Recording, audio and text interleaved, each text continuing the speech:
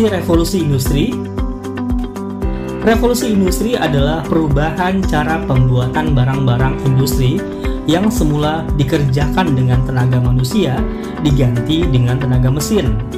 Revolusi industri dipicu oleh adanya revolusi agraria dalam penyediaan bahan baku wol yang mendorong penemuan mesin-mesin dalam industri tekstil.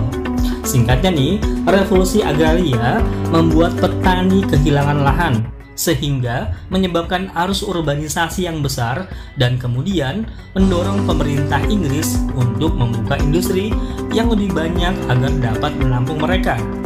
Revolusi industri ini terjadi di Inggris sekitar pada tahun 1750 atau pada abad ke-18, lalu berkembang dengan cepat ke seluruh Eropa, seperti Prancis, Jerman, dan Belanda, dan kemudian menyebar ke seluruh dunia. Dalam perkembangannya, penggunaan mesin untuk menggantikan tenaga manusia dan hewan tidak hanya terjadi pada bidang manufaktur, tetapi juga dalam bidang pertanian, pertambangan, dan transportasi.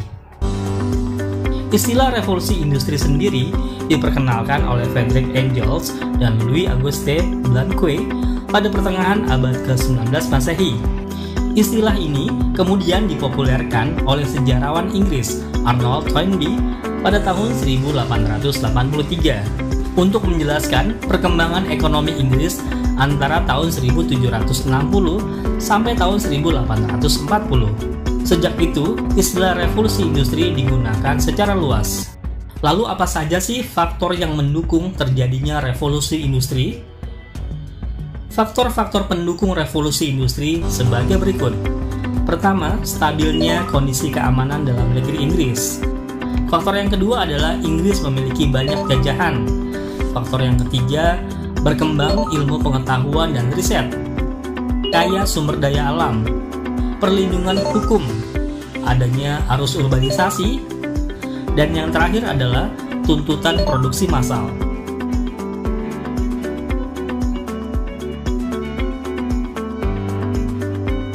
Lalu bagaimana sih proses terjadinya revolusi industri di Inggris?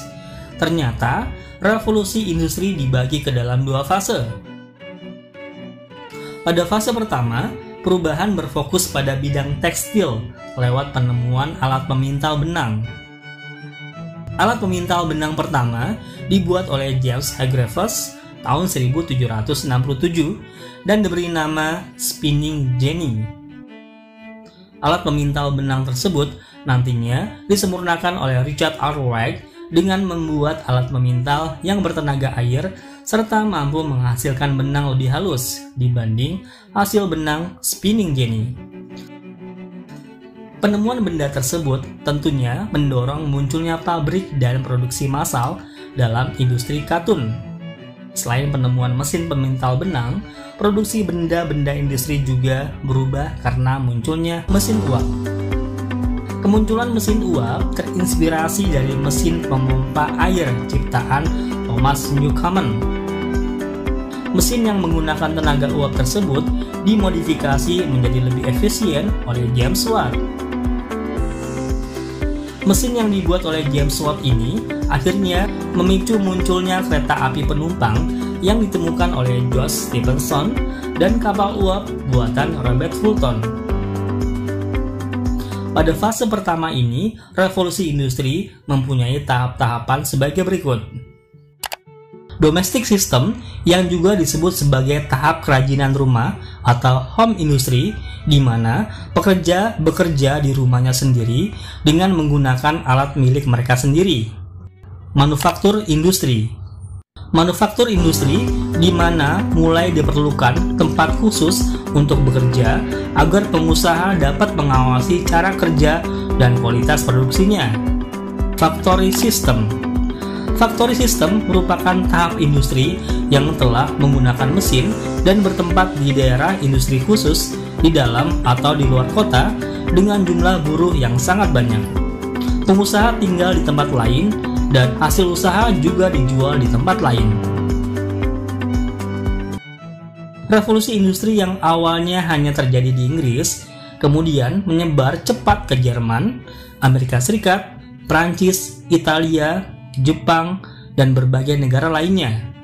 Tahun 1860, revolusi industri memasuki fase baru yang dikenal sebagai revolusi industri kedua. Fase kedua ini terjadi antara abad ke-19 dan abad ke-20 dan dikenal juga dengan sebutan revolusi teknologi. Revolusi ini identik dengan pembangunan jalan rel, produksi massal besi dan baja, penggunaan mesin yang meluas, peningkatan penggunaan tenaga uap, hingga munculnya listrik.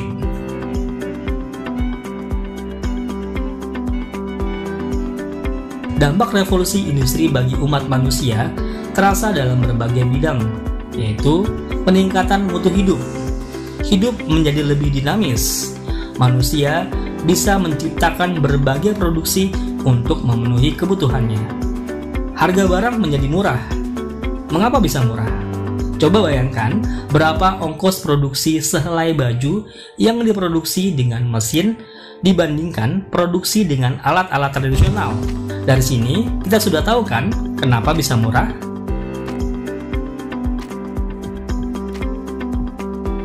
Meningkatnya urbanisasi ke kota-kota industri.